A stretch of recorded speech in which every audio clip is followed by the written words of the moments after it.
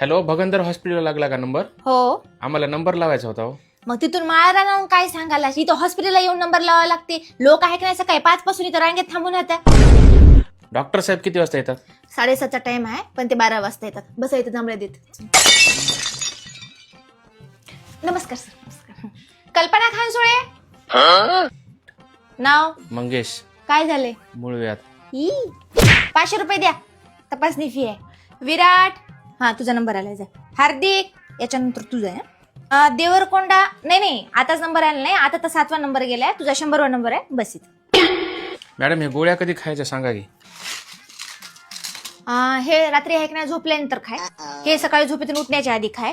हे संडास करण्याच्या आधी खाय. आणि हे तुला खावटलं तेव्हा खाय. हो, काका एक चहा नाव. हे काय मॅडम, नंबर लावायचे. फी किती आहे?